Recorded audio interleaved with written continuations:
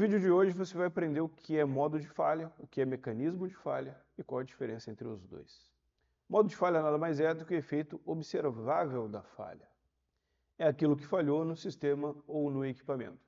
O modo de falha é a forma como a falha se manifesta no nível funcional.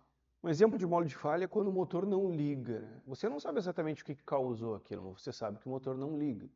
Então, para um mesmo modo de falha, podem existir alguns mecanismos de falha que levem a esse modo de falha. Então, o modo de falha é utilizado no FIMEA, né, para tentar identificar o que pode dar de errado em cada função de um equipamento.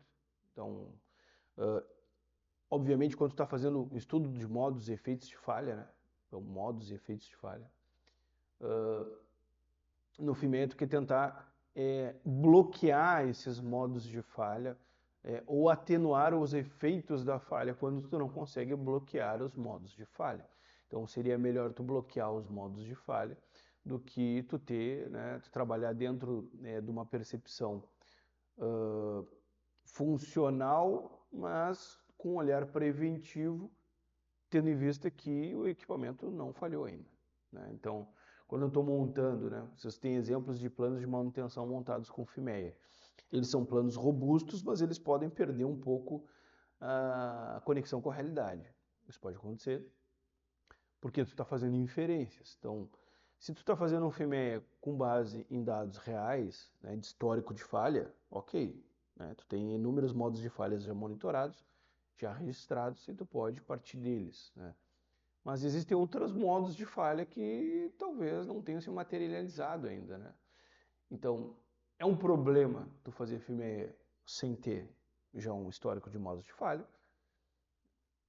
da tua planta, salvo quando tu traz pessoas de fora, que vieram de outros lugares, já têm experiência, eles conhecem outros modos de falha que tu não conhece, isso pode acontecer. Mas não necessariamente os modos de falha que acontecem numa planta vão acontecer em outra.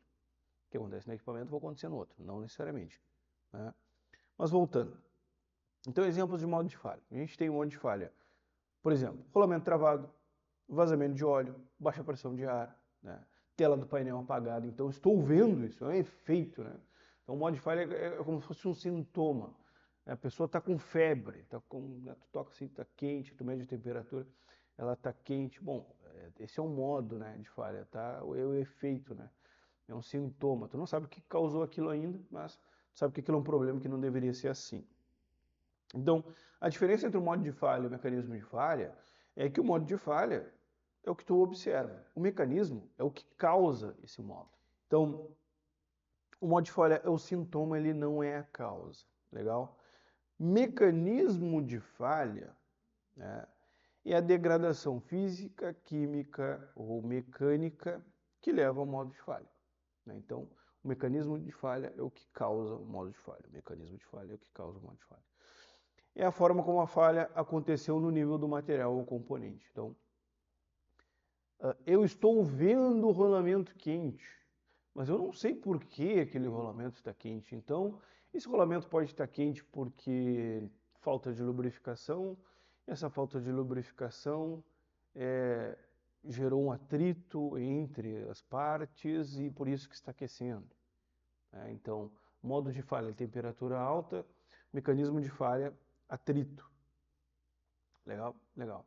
Só que também pode ser porque esse rolamento foi mal ajustado, né? Ele está com interferência onde ele deveria estar com folga, né?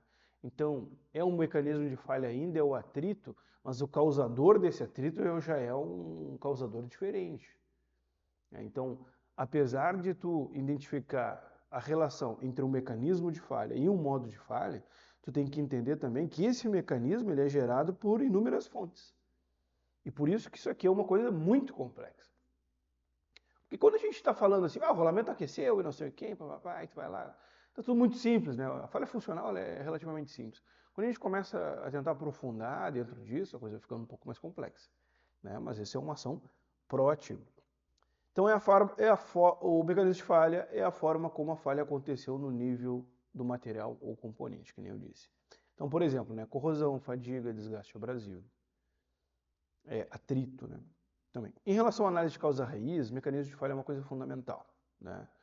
porque é uma forma de tu entender como o dano evoluiu, se materializou até o ponto de falha. Enquanto tu quer achar a causa raiz de um problema, saber os mecanismos de falha é uma coisa importante. Não que, entendam, não que o mecanismo de falha nasce por si só. Não é isso, que nem eu disse. No caso do atrito causado por estar com interferência ali nos rolamentos, né? Ou no rolete, ou entre pista interna, pista externa e rolete, né? O que causou isso foi uma falta de ajustagem, foi uma ajustagem feita de maneira correta. Então, existe um causador do mecanismo de falha, ainda que o mecanismo de falha cause o modo de falha. Então, esse elo causal, isso é uma coisa extremamente importante em engenharia, você desenvolver a capacidade de identificar elos causais. Uma coisa causa outra, que causa outra, né? Então, para análise de causa isso é extremamente importante. Apesar de eu saber o mecanismo de falha, eu preciso saber o que causou, né? O que causou esse início do atrito, ou foi falta de lubrificação, foi falta de ajustagem, foi contaminação, o que causou isso? O mecanismo eu entendi, legal, eu já identifiquei, tá, mas o que causou isso? Então, em análise de causa-raiz, a gente aprofunda isso ainda mais, né?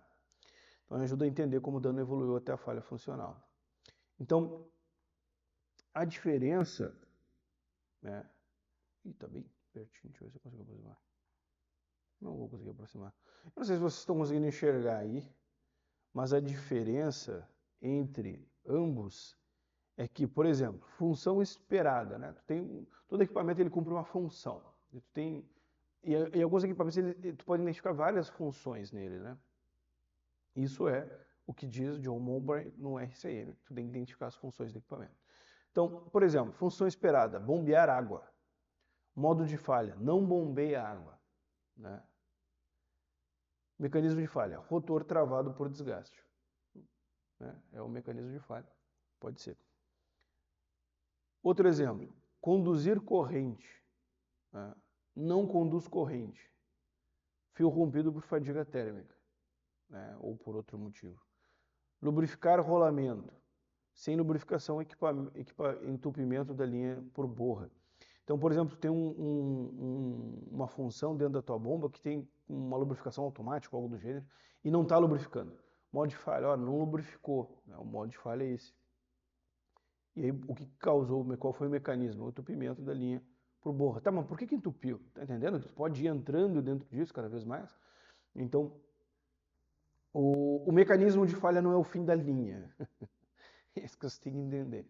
O mecanismo de falha não é o fim da linha. Às vezes ele é o início do estudo, né? E quando tu está montando o FIMEA também tu tem que tentar entender o que tu vai fazer para evitar que esse mecanismo de falha comece, né? Esse mecanismo de falha se materialize. O que eu vou fazer para evitar que o fio seja rompido por fadiga? O que eu vou fazer para evitar que o entupimento da linha para o borro aconteça? O que eu vou fazer para evitar que o rotor travado por desgaste seja travado por desgaste? Então, por isso que é importante identificar o modo e o mecanismo de falha, e todo o plano de manutenção, né, ele precisa estar linkado com um modo de falha. Tu cria um plano de manutenção não só para evitar um modo de falha, evitar que a bomba não bombeie. Eu crio também, né, esse plano de manutenção para evitar que o rotor seja travado por desgaste. Então eu tenho que atender tanto o mecanismo quanto o modo de falha. Então, às vezes, quando a gente fala assim, qual é o modo de falha? Modo de falha. Legal, modo de falha. É isso mesmo. Qual é a regularidade? É o problema observável, né? Mas o que causa esse modo de falha? Então, por exemplo, eu tenho um motor queimou, né? Tá, modo de falha. O motor está queimado. Então, o que causou isso? Se eu saber que o motor pode queimar, né? E não saber as causas, né? De por que ele pode queimar, isso pode fazer que eu monte um plano de manutenção meio vago, para evitar que esse motor queime, né? Então, isso são só exemplos. Então, se uma coisa, por exemplo, que nesse mecanismo, né, da lubrificação da bomba, o entupimento da linha por porra, entupiu a linha de lubrificante. Então, o que eu vou fazer para evitar que isso aconteça? Esse é o primeiro ponto. Segundo ponto, isso realmente é provável de acontecer? Ah, eu tenho que fazer um overhaul, uma limpeza a cada ano. Tá, mas o que o fabricante recomenda? Então, tu tem que te servir de várias informações, né? Não só o FIMEA por si só não vai resolver, talvez pode trazer um monte de problema, pode entrar numa seara de uma irrealidade, onde aqueles modos de falha que tu está inferindo, né, eles não existem, eles nunca aconteceram, nem para ti, nem para o fabricante, nem para ninguém, né? Então, muitos desses estudos, eles podem descambar para algo irreal, que não tenha conexão com os equipamentos da planta, que não tenha conexão com o objeto de trabalho do engenheiro, né? Então pode entrar num mundo de lua, né? Isso pode acontecer. E aí tu vai começar a ter planos de manutenção que não atendem modos de falhas reais, e isso é desperdício de dinheiro. Então, todo plano de manutenção ele tem um objetivo específico de atender uma necessidade do equipamento. Mas essa necessidade tem que existir. Esse modo de falha tem que existir, esse mecanismo de falha, por sua vez, tem que existir. Espero que vocês tenham gostado do vídeo. Se gostaram, curtam, compartilhem, se inscrevam no canal. E até a próxima. Valeu, um abraço.